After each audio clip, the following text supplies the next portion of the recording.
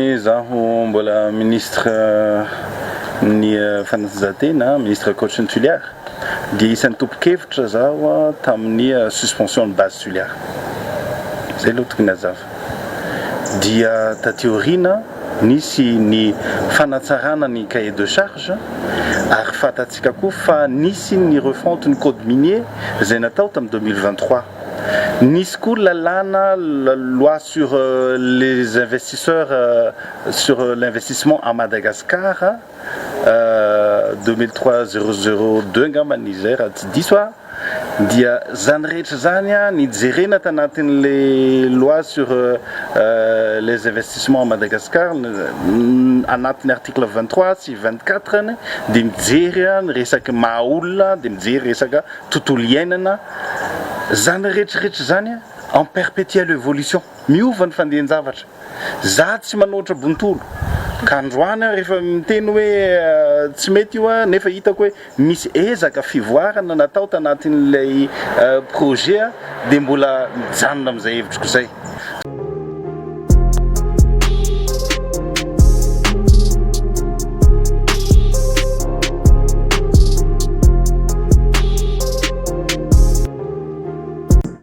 Faly miarabantsika jiaby indray mpanaraka ny chaîne ty vaovao malagasy. Araka hitantsika vidéo fanokefisy nataon'ny Tiniko Roberto sy ny vaovao ny toliara zay a. Amin'izao fotoana izao manko mandresy lahatra ny vahoaka maneran-tany indrindrindra ny vahoaka malagasy eny fotony eny toliara zareo amin'izao fotoana izao. Makasiky ny base toliara zany dia efa nisy ny fanatsarana ny cahier des charges makasiky ny base toliara, ary efa nisy ihany koa ny fanovana ny code minier hoy ity sombamboaka Tiniko Roberto. Ary efa nisy ihany koa ny fanaovozana ny lalàna makasiky ny fampiasam-bola eto amintsika. Ireo rehetra ireo no antony nahatonga ny filoha lefitra ny antenimieram-pirenena avy amin'ny fahatany toliara Tiniko Roberto hanaiky ny tetikasa base toliara ankehitriny. Raha toa ka nanohitra izany ny tenany teo aloha, miteraka asa ho an'ny vahoaka malagasy ary azahoana vola $4 zany isan-taona ho an'ny firenena ity tetikasa ity raha nambarany hatrany. Tsy ny base toliara no toheriny ny mpanohitra hoy izy, fa ny fitondrana manome alala ny base toliara. Ka izany no antony mahatonga azy ireo manao fampitahorana ny vahoaka any toliara, izay milaza fa miteraka voka-dratsy ity fitrandrahana izay ataon'ny base toliara ity. Manohitra botolo ny fanoherana fa tsy manohitra mijery ny tombontsom-bahoaka. Mitady pitikafo izy ireo ahafana hanonga mpanjakana raha nambarana androany hoy sombamboaka Tiniko Roberto. Hitantsika manko fa lasa mety indray manko mandresy lahatra ny vahoaka zareo ity makasiky ny base toliara ity. Mipetraka ary ny fanontaniana aminao sombamboaka Tiniko Roberto fa hoe manohitra botolo zany eo amin'ny fanoherana amin'izao fotoana izao. Noho izany tompoko lahy sy tompoko vavy apetraka anao averina aminao le fanontaniana tamin'ny fitondrana HVM nataontsika hoe hery-rajaonary mampianina iny. Fanoherana inona ary no ataontsika hoe makasika anao zay momba anao zay hoe fanoherana tsy botolo ve sa fanohera manara-penitra ve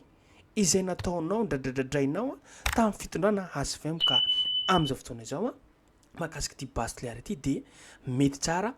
satria nisy fanovana tao, nisy fanatsarana tao. Petraka ary ny fanontaniana aminao hoe fanoherana tsy botolo ve izy iny, ary ny olona rehetrarehetra tompoko lahy sy tompoko vavy na eo ihany koa za filoha teo aloha tompoko lahy Didier Ratsiraka, ny hitanao ve vidéo sa ataonao somary tsy hita iny vidéo fanokefitsy nataon'ny filoha teo aloha Didier Ratsiraka iny fa hoe tsy mety io base toliara io fa hamono ny vahoaka malagasy, ary mbola ampiny fa hoe efa 40 taona zareo nanao etidy nijery antsipirina ambony sy ambany. Ka rehefa tsy mety tompoko lahy sy tompoko vavy dia tsy mety. Tsy ry zareo ihany ane no maneho hevitra makasiky an'ity, fa ny maneran'izao tontolo izao, ny manam-pahaizana ihany koa. Ary tsy jerenao ve sa mody tsy hitanao ve ny zava-mitranga na zava-misy ny KMM any Fort-Dauphin,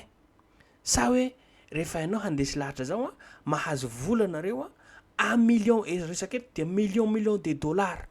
dia hoe mety indray le izy satria izy fampandrosoana zany ny toliara manontolo na ny tampotanàna ny toliara na manera ny nosy zany.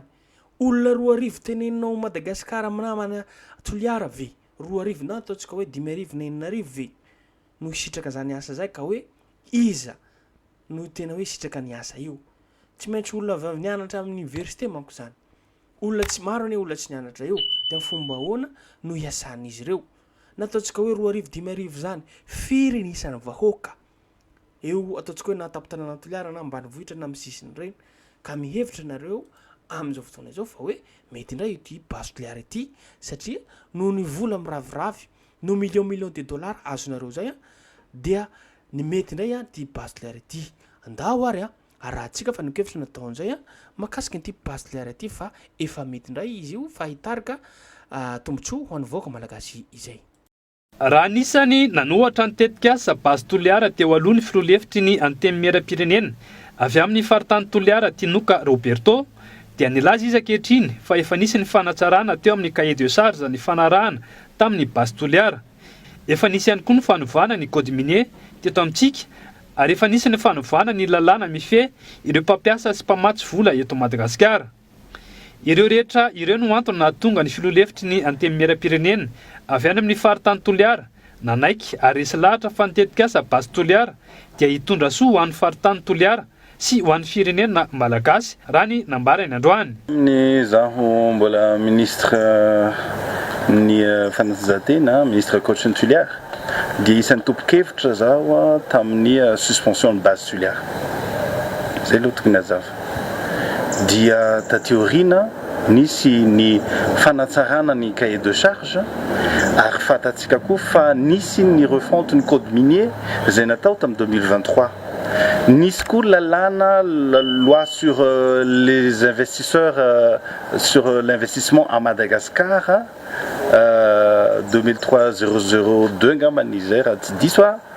dia zany rehetra zany nijerena tanatin'le loi sur les investissements à Madagascar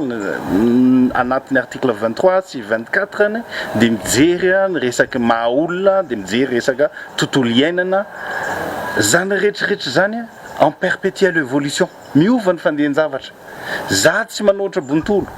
ka androany rehefa miteny hoe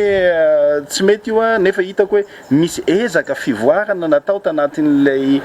projet dia mbola mijanona amin'izay hevitriko zay za ny fanaovako politika dia rehefa misy hevitra hitako en tant que leader na leader politique any Toliara koa za raha misy hevitra hitako anatsoa an'ilay vahoaka tsy manao fanoherana bontolo zany za fa mivoatra araky ny circonstance misy sy mifivoaran'le dossier n'le société lehibe ohatran'ireny ny zava-misy tsy misy faritra afaka mandroso raha tsy manana orinasa ahafahana mampiakatra ny toe-karena taoriana ny fifanarahana tamin'ny base toliara dia fantatra fa hiteraka asa manodidina ny 2 arivo hatramin'ny 970 ary hanome 4 tapitrisa dolara isan-taona ho an'ny firenena malagasy ny tetika asa raha ny pekady an'ireo mpanohatra dia tsy ilay tetika asa ny base toliara no ratsy fa ny fitondrana nanome alalana ka izany no antony anoheran'izy ireo ny tetika asa ho ny fanazavana nentin'ny filoalefitry ny antemy miaram-pirenena avy any amin'ny faritany toliara hatrany ataon'ireo mpanohatra hoy izy ny apatahotra ny vahoaka ny toliara ilazana fa miteraka voka-dratsy ny fitrandrahana ataony ny base toliara raha ny tombotsoa ho an'io tsy misy faritra afaka mandroso tsy manana orinasa ary tsy manana levier hoentina ampiakarina zany arikarena anatina faritra anankiray zany io base toliara io fantatsika fa rehefa natao ny fifanarahana rehetra dia hiteraka asa amin'ny fanombohany 2 arivo asa 9,7 arivo aorina rehefa mihodina izy dia hiteraka 4 millions de dollars isan-taona ho an'ny commune 10 zay voakasika n'ilay tetika asa ny ataon'ny mpanohatra androany tsy dia hoe base ratsy fa noho ny fitondram-panjakana zany nanome alalana ny base dia izy manohatra zay dia manohatra ny anarany fa raha tsika zany raha ato amin'ny fitondram-panjakana indray no tsy nanaiky an'io dia nangataka ndraiky koa le mpanohatra hoe vohay io zavatra io ny mampalahelo amin'izao fotoana zao dia le fitenenana hoe hitondra cancer io hitondra aretina io ohatrany hoe atisena zany ohatrany hoe ampitahorina zany a lay sainy vahoaka mba hafahana manipule anazy rehefa avy eo zay fotsiny ane mampalahelo